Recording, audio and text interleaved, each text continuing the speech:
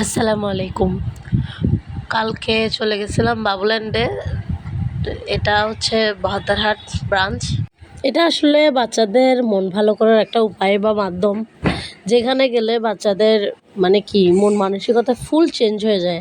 আমি দেখলাম যে ওখানে বাচ্চাদেরকে কেয়ার করার জন্য যেসব আপু ভাইয়েরা আছে, ওরা বাচ্চাদেরকে প্রচুর কেয়ার করে। বিশেষ করে আমি আমার বাচ্চার ক্ষেত্রে বলি, আমার বাচ্চা যখন কোনো খেলনা খেলতে পারতেছিল না, ওরা অনেক টেক কেয়ার করতেছিল, অনেক যত্ন সহকারে ওদেরকে খেলাগুলো শিখাই দিচ্ছিল, কীভাবে উপরে উঠতে হয়, কীভাবে নিচে নামতে হয়, সবটা সবটা খুব ভালো করে কেয়ার করতেছিল। আর আমার বাচ্চা চাইতেও অনেক ছোট ছোট বাচ্চারাও গেছে, তাদেরও কোলে নিয়ে খেলতে অনেক বেশি সহযোগিতা করছিল।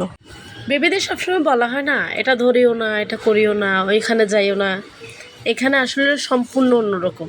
যেখানে খুশি সেখানে যেতে পারবে, যেটা খুশি সেটা ধরতে পারবে, যা মন চায় তা খেলতে পারবে, কোনো বারণ নাই, কোনো শাসন নাই। মজা না ব্যাপারটা? এখানে না প্যারেন্টসদেরকেও কোনো টেনশন করতে হয় না, কারণ বাচ্চারা যেখানে খুশি সেখানে খেলতে পারে তো। আর ব্যথা পাওয়ারও কোনো সুযোগ সুবিধাটা নাই। যদি ব্যথা পাওয়ার কোনো চান্স থাকতো তাহলে একটু ভয় থাকতো আর কি। এখানে আসলে ওই ধরনের কোনো ব্যাপার না। আর বাচ্চারা খেলাধুলা করে ভীষণ মজা পাচ্ছিল। আর তার সাথে সাথে ওদের পাশাপাশি আরও অনেকগুলো বন্ধুবান্ধবও যোগ হচ্ছিলো। ওখানে অনেক ধরনের ছেলে মেয়ে থাকায় ওদের খেলতে সহযোগিতা হচ্ছিল। বিভিন্ন জায়গায় বাবুল্যান্ডের ব্রাঞ্চ হওয়াতে বাচ্চাদের জন্য অনেক সুবিধাই হয়েছে। বাচ্চাদের মন খারাপের আর কোনো উপায় নাই। এই যখন বৃষ্টি হয়, হ্যাঁ, তখন বাচ্চারা গিয়ে খেলাধুলা করে আসতে পারবে, আর বাসায় বসে থাকতে হবে না মন খারাপ করে।